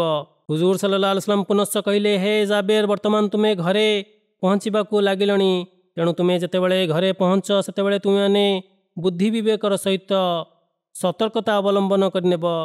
ହୁଜୁର ସଲ୍ଲଲ୍ଲାହୁ ଆଲାଇହି वसल्लम ଜାବେରଙ୍କୁ ଏହି ଉପଦେଶ ଦେଲେ। ପୁନଶ୍ଚ ହୁଜୁର କହିଲେ, ହେ ଜାବେର, କ'ଣ ତୁମେ ନିଜର ଏହି ଓଟକୁ ମୋତେ ବିକ୍ରି କରିବ? ମୁଁ କହିଲି, ଆଜ୍ଞା, ମୁଁ ଏହି ଓଟକୁ ଆପଣଙ୍କୁ ବିକ୍ରି କରିବାକୁ ପ୍ରସ୍ତୁତ ଅଛି। ଏଥିରେ ହୁଜୁର ସଲ୍ଲଲ୍ଲାହୁ ଆଲାଇହି वसल्लम ଏକ ଓକିଆ ରୌପ୍ୟ ମୂଲ୍ୟରେ ମୋଠାରୁ ତାହାକୁ କିଣିନେଲେ। ହୁଜୁର ସଲ୍ଲଲ୍ଲାହୁ ଆଲାଇହି वसल्लम ମୋ ପୂର୍ବରୁ ମଦିନାରେ ଯାଇ ପହଞ୍ଚିଗଲେ। ମୁଁ ପରବର୍ତ୍ତୀ ଦିନ ସକାଳେ ଯାଇ ମଦିନାରେ ପହଞ୍ଚିଲି। ଆମେମାନେ ମସଜିଦ୍ ଯେତେବେଳେ ଆସିଲୁ ସେତେବେଳେ ମୁଁ ହୁଜୁର ସଲ୍ଲଲ୍ଲାହୁ ଆଲାଇହି वसल्लमଙ୍କ ସମ୍ମୁଖରେ ପହଞ୍ଚି କହିଲି, ଏ ହେଉଛି ଆପଣଙ୍କର ଓଟ। ଏଥିରେ ହୁଜୁର ସଲ୍ଲଲ୍ଲାହୁ ଆଲାଇହି वसल्लम କହିଲେ, ହେ ଜାବେର, ତୁମେ ନିଜର ଓଟକୁ ଛାଡ଼ିଦିଅ ଓ ମସଜିଦରେ ଯାଇ 2 ରକାତ ନମାଜ ପାଠ କରିଆସ। ସୁତରାଂ ଜାବେର ଭିତରକୁ ଚାଲିଗଲେ ଓ ନମାଜ ପାଠ କଲେ। ପୁନଶ୍ଚ ହୁଜୁର ସଲ୍ଲଲ୍ଲାହୁ ଆଲାଇହି वसल्लम ହଜରତ ବିଲାଲ ରାଦିୟଲ୍ଲାହୁ ଆନହୁ କହିଲେ, କି ଗୋଟିଏ ଓକିଆ ରୌପ୍ୟ ଓଜନ କରି ନେଇ ଆସ ଏବଂ ତାହା ହଜରତ ଜାବେରଙ୍କୁ ପ୍ରଦାନ କରିଦିଅ। ଏବଂ ହୁଜୁର ତାହାଠାରୁ କିଛି ଅଧିକ ମଧ୍ୟ ମୋତେ ପ୍ରଦାନ କଲେ, ଅର୍ଥାତ୍ ଯାହା ସ୍ଥିର ହୋଇଥିଲା, ମୂଲ୍ୟ ନିର୍ଦ୍ଧାରଣ ହୋଇଥିଲା, ତାଠାରୁ ମଧ୍ୟ କିଛି ଅଧିକ ମୂଲ୍ୟ ପ୍ରଦାନ କଲେ। ତାପରେ ମୁଁ ଫେରିଯିବାକୁ ଲାଗିଲି। ସେତେବେଳେ ହୁଜୁର ସଲ୍ଲଲ୍ଲାହୁ ଆଲାଇହି वसल्लम କହିଲେ, ହେ ଜାବେର, ଜାବେରକୁ ମୋ ପାଖକୁ ଡକାଅ। ଜାବେର କୁହନ୍ତି ଯେ ମୁଁ ମନରେ ଭାବିଲି ଯେ ହୁଜୁର ସମ୍ଭବତଃ ମୋର ଓଟ ଫେରସ୍ତ କରିଦେବେ ଏବଂ ମୋତେ ଓଟ ଫେରସ୍ତ ଅପେକ୍ଷା ଅନ୍ୟ କୌଣସି କଥା ଅପ୍ରିୟ ନଥିଲା। ହୁଜୁର ସଲ୍ଲଲ୍ଲାହୁ ଆଲାଇହି वसल्लम କହିଲେ, ହେ ଜାବେର, ତୁମେ ନିଜର ଓଟ ମଧ୍ୟ ନେଇଯାଅ ଏବଂ ଏହି ମୂଲ୍ୟ ମଧ୍ୟ ନିଜ ପାଖରେ ରଖ। ଏପରି ହୁଜୁର ମୋତେ ମୋର ଓଟ ମଧ୍ୟ ଫେରସ୍ତ କରିଦେଲେ ଏବଂ ତାହାର ମୂଲ୍ୟ ମଧ୍ୟ ମୋତେ ପ୍ରଦାନ କରିଦେଲେ। ହୁଜୁର ସଲ୍ଲଲ୍ଲାହୁ ଆଲାଇହି वसल्लमଙ୍କ ଚମତ୍କାର ମଧ୍ୟରୁ କିଞ୍ଚିତ ପରିମାଣର ଜଳରେ ପ୍ରଚୁର ପରିମାଣରେ ବରକତ ପଡ଼ିବାର ଘଟଣା ମଧ୍ୟ ଚର୍ଚ୍ଚା ରହିଛି।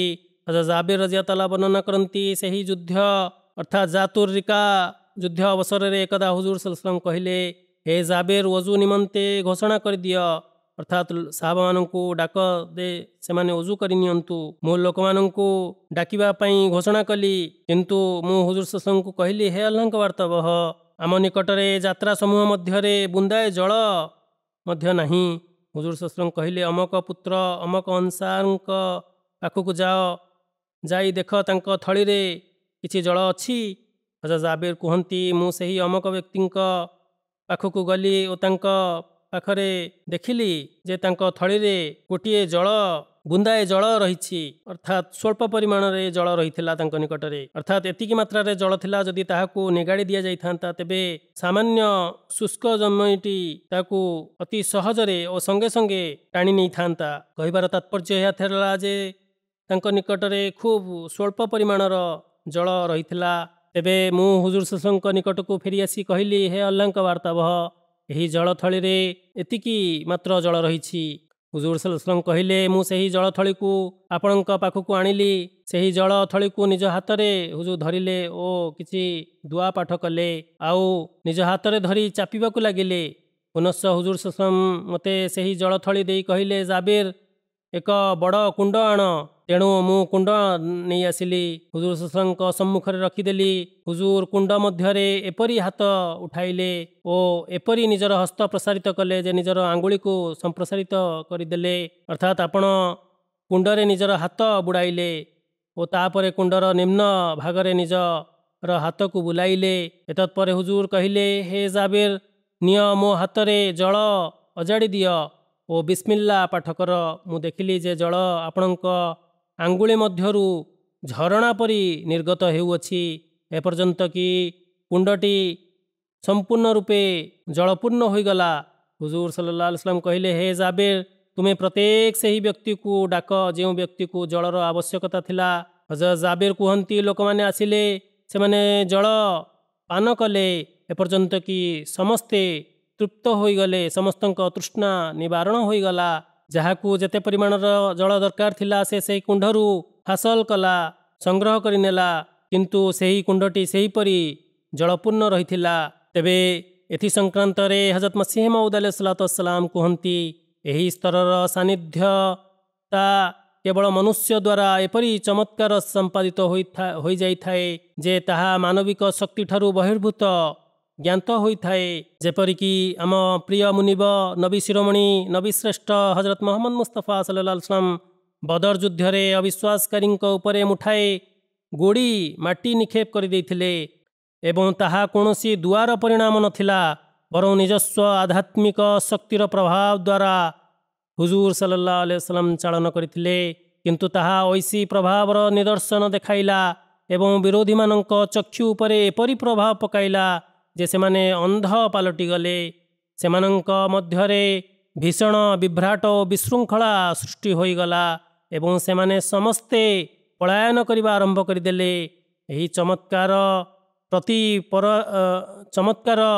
ପ୍ରତି ପରାକ୍ରମୀ ଅଲ୍ଲାହ ଆୟତ ଓମା ରମେତା ଇଜ ରମେତା ଓଲା କିନ୍ନଲ୍ଲାହ ରମା ଇଙ୍ଗିତ କରୁଅଛି ଯେ ଯେତେବେଳେ ତୁମେ ସେହି ଗୋଡ଼ି ନିକ୍ଷେପ କରିଥିଲ ତାହା ତୁମ୍ଭେ ନିକ୍ଷେପ କରିନଥିଲ, ବରଂ ଆଲ୍ଲାହ ତାଆଲା ନିକ୍ଷେପ କରିଥିଲେ। ପର୍ଦ୍ଦା ପଛରେ ସେହି ଦୈବୀ ଶକ୍ତି କାର୍ଯ୍ୟ କରୁଥିଲା, କାରଣ ଏହା ଛାର ମନୁଷ୍ୟର ସାମର୍ଥ୍ୟ ବହିର୍ଭୂତ ପ୍ରସଙ୍ଗ। ଏହିପରି ଦ୍ୱିତୀୟ ଚମତ୍କାର ଅର୍ଥାତ୍ ହୁଜୁର ସଲ୍ଲଲ୍ଲାହୁଙ୍କର ଶକୁଲ କମର ଅର୍ଥାତ୍ ଚନ୍ଦ୍ର ଦୁଇ ଭାଗରେ ବିଭକ୍ତ ହେବାର ଦୃଶ୍ୟ ପ୍ରତୀୟମାନ ହୋଇଥାଏ। ତାହା ମଧ୍ୟ ସେହି ମହାପ୍ରତାପୀ ଅଲ୍ଲାହଙ୍କ ପ୍ରତାପ ଦ୍ୱାରା ସଂଗଠିତ ହୋଇଥିଲା। ସେଥିରେ ମଧ୍ୟ କୌଣସି ଦୁଆ ସାମିଲ ନଥିଲା, କାରଣ ତାହା କେବଳ ଆଙ୍ଗୁଳିର ଇଙ୍ଗିତ ଦ୍ୱାରା, ଯାହାକି ଐଶୀ ଶକ୍ତିରେ ପରିପୂର୍ଣ୍ଣ ଥିଲା, ସଂଗଠିତ ହୋଇଥିଲା। ଏପରି ଆହୁରି ଅନେକ ଚମତ୍କାର ରହିଛି ଯାହାକି ନବୀ ଶ୍ରେଷ୍ଠ ହଜରତ ମୁହମ୍ମଦ ମୁସ୍ତଫା ସଲ୍ଲଲ୍ଲାହୁ ଆଲାଇହି वसल्लम ନିଜର ଶୌର୍ଯ୍ୟ ଓ ସାମର୍ଥ୍ୟ ବଳରେ ଦେଖାଇଥିଲେ, ନା କି କୌଣସି ଦୁଆ ବଳରେ। ଅନେକ ଥର ସ୍ୱଳ୍ପ ଜଳ ଯାହାକି ମାତ୍ର ଏକ ପାତ୍ରରେ ରହିଥିଲା, ସେଥିରେ ନିଜ ପବିତ୍ର ଆଙ୍ଗୁଳି ବୁଲାଇ ଆଣିବା ଫଳରେ ତାହା ପ୍ରଚୁର ପରିମାଣରେ ଅଭିବୃଦ୍ଧି ଘଟିଥିଲା ଯେ ସମ୍ପୂର୍ଣ୍ଣ ସୈନ୍ୟବାହିନୀ, ଜୀବଜନ୍ତୁ, ଓଟ, ଘୋଡ଼ା ଆଦି ତାହାକୁ ପାନ କରି ତୃପ୍ତ ହୋଇଯାଇଥିଲେ ଓ ତଥାପି ତାହା ବର୍ତ୍ତି ରହିଥିଲା। ଯେପରିକି ତାହା ନିଜ ପ୍ରଥମ ଅବସ୍ଥାରେ, ପୂର୍ବ ଅବସ୍ଥାରେ ଯେତିକି ପରିମାଣରେ ଥିଲା ସେହିପରି ତାହା ରହିଥିଲା। ପୁନଶ୍ଚ କେତେକ ଥର 2-4 ପଟ ରୁଟି ଉପରେ ପବିତ୍ର ଅବତାର ହସ୍ତ ବୁଲାଇ ଆଣିବା ଫଳରେ ତହିଁରେ ଏଭଳି କଲ୍ୟାଣ ଓ ଆଶିଷ ଉତ୍ପନ୍ନ ହୋଇଯାଇଥିଲା ଯେ ସହସ୍ର ଭୋକିଲା ପେଟର କ୍ଷୁଧା ତାହା ନିବାରଣ କରିଦେଇଥିଲା। ଆଉ କେତେକ ସମୟରେ କିଞ୍ଚିତ ଦୁଗ୍ଧରେ ନିଜ ପବିତ୍ର ଓଠର କଲ୍ୟାଣ ବଳରେ ଏଭଳି ବିଭୂତି ପଡ଼ିଯାଇଥିଲା ଯେ ଏକ ବଡ଼ ଦଳ ସମୂହର ଉଦର ତାହା ପୂରଣ କରିଦେଇଥିଲା। ଆଉ କେତେବେଳେ ଲୁଣିଆ କୂପରେ ନିଜର ପବିତ୍ର ଲାଳ ପକାଇ ତାହାକୁ ଅତ୍ୟନ୍ତ ମଧୁର ଜଳରେ ପରିଣତ କରିଦେଇଥିଲେ। ସେହିପରି ବେଳେବେଳେ ଅତ୍ୟନ୍ତ ଗମ୍ଭୀର ରୂପେ ଆହତ ବ୍ୟକ୍ତି ଓ ସାହାବାମାନଙ୍କ କ୍ଷତ ଉପରେ ହାତ ବୁଲାଇ ଆଣିବା ଫଳରେ, ନିଜ ପବିତ୍ର ହସ୍ତ ବୁଲାଇ ଆଣିବା ଫଳରେ ତାହା ସୁସ୍ଥ ସବଳ ବ୍ୟକ୍ତି ପରି ପାଲଟି ଯାଇଥିଲେ। ବେଳେବେଳେ ଯୁଦ୍ଧ ସମୟରେ ଚକ୍ଷୁ ଡୋଳା ବାହାରି ପଡ଼ିଥିଲା ସାହାବାଙ୍କର, ଆଉ ହୁଜୁର ତାହା ଉପରେ ନିଜ ହାତ ବୁଲାଇ ଆଣିବା ଫଳରେ ହୁଜୁରଙ୍କ ପବିତ୍ର ହସ୍ତର କଲ୍ୟାଣ ଫଳରେ ତାହା ଠିକ୍ ହୋଇଯାଇଥିଲା। ଠିକ୍ ସେହିପରି ଆହୁରି ଅନେକ କାର୍ଯ୍ୟ ରହିଛି ଯାହାକୁ ହୁଜୁର ସଲ୍ଲଲ୍ଲାହୁ ଆଲାଇହି वसल्लम ନିଜର ବ୍ୟକ୍ତିଗତ ଶକ୍ତି ଓ ସାମର୍ଥ୍ୟ ଦ୍ୱାରା ସମ୍ପାଦିତ କରିଥିଲେ। ସେହି କାର୍ଯ୍ୟ ବ୍ୟକ୍ତିଗତ ଶକ୍ତି ଓ ସାମର୍ଥ୍ୟ ସହିତ ଏକ ଲୁକ୍କାୟିତ ଐଶୀ ଶକ୍ତିର ମିଶ୍ରଣ ଥିଲା, ଯାହାକି ଅଲୌକିକ ଶକ୍ତି ମଧ୍ୟରୁ ଥିଲା, ଯାହାର ପ୍ରାଦୁର୍ଭାବ ହୋଇଥିଲା, ଯାହାକି ଲୋକମାନେ ଅବଲୋକନ କରିଥିଲେ ଓ ସେଥିରୁ ଉପକୃତ ହୋଇଥିଲେ ସାହାବାମାନେ। ଆଲ୍ଲାହୁମ୍ମା ସଲ୍ଲି ଆଲା ମୁହମ୍ମଦିନ व आला आले मुहम्मदिन व बारिक वसल्लिम इन्नका हमीदुन मजीद।